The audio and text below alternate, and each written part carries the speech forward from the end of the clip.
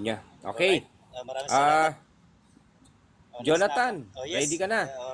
Ready na ako. So, Ayan, ready na napakaganda. si Jonathan. Ayan ha. Alright, salamat, Open salamat. forum, malayang pamamahayag ang bawat isa sa atin sa Salamat, moderator. gabing ito. Alright. O, sige, papatulan ko itong bakit hindi territorial si Moises, Abraham, Israel.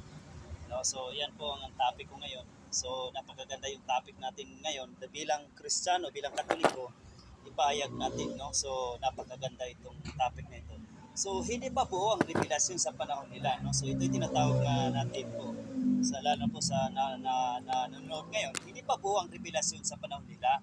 Ito yung tinatawag na progressive revelation. Ang Diyos ay unting-unting nagpakilala sa kanyang sarili sa kasaysayan. Kaya nga mga Israel noon ay palaging paulit-ulit talaga nagkasala. So, papunta tayo kay Abraham, ipinakilala ang isang Diyos laban sa ito yung tinatawag na polytheism. Kay Moises naman, ipinahayag ang pangalan ng Diyos, ito yung tinatawag naman na Yahweh. No? So kay Jesus, ipinahayag ang Ama, Anak at ang Espiritu Santo. Dito napapasok ang Trinity, Trinitarian kay Jesus. No? Ulitin ko, kay Abraham, ipinakilala ang isang Diyos laban sa polytheism. Kay Moises, ipinahayag ang pangalan ng Diyos na Yahweh.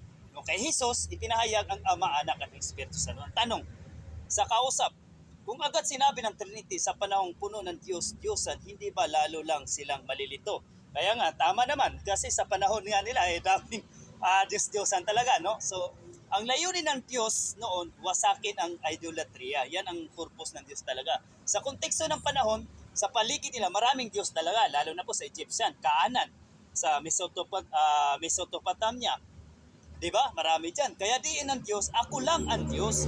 Yan ang diin lagi ng Diyos, ako lang ang Diyos. Saan natin mababasa yan? Sa Deuteronomy 6 verse 4. Ito yung tinatawag na Shema. No? Ito yung tinatawag na Shema. Ang Panginoon ay iisa. Yan laging pinapayag noon. Hindi ito patanggi sa Trinity, kundi pundasyon para sa tamang pagkaunawa. No? So, walang pagkatawang tao ni Kristo sa panahon na iyon. No, mahalagang punto. Hindi mo lubos maunawaan talaga ang Trinity kung wala pa si Jesus. Kaya nga si Jesus ang final, kung may Old Testament ka, mayroong New Testament. No? Kasi hindi pwede paghiwalayin ang New Testament sa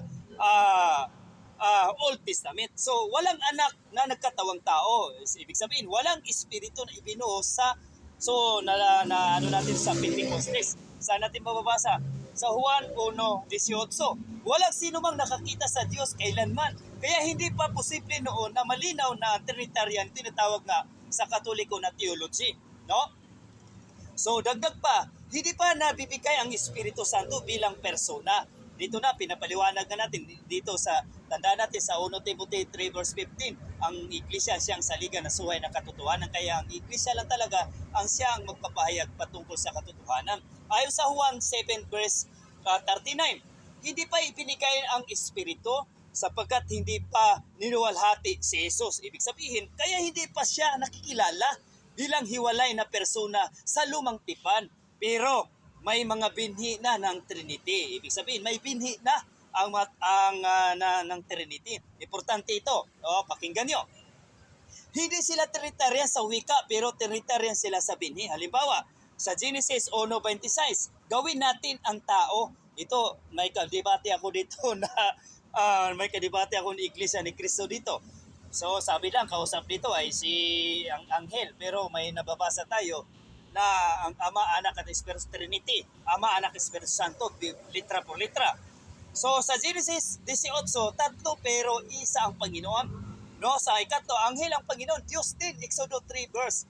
Sa Exodo 3, no, ang tanong, kung hindi Trinity ang Diyos, bakit may ganitong mga pahiwatig? Ibig sabihin, sa Biblia tayo bumabase, hindi lang sa sarili ko. So hindi pahayag ang Trinitarian sina Abraham at Moises. Bakit? Hindi dahil mali ang Trinity, no? Kundi dahil hindi pa lubos ang revelasyon.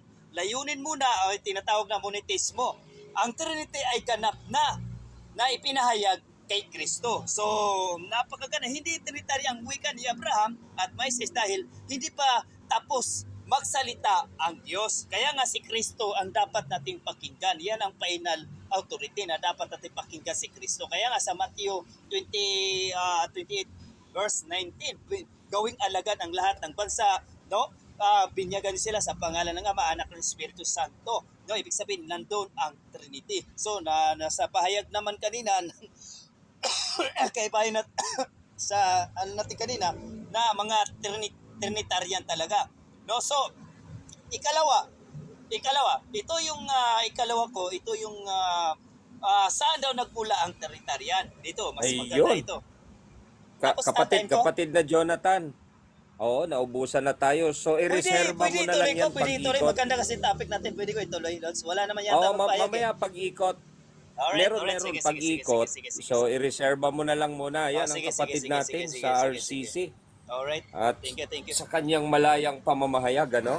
Yan, maganda yung open forum tayo. Basta walang ad hominem. Ito Tama. ay latag lang sa katotohanan kung ano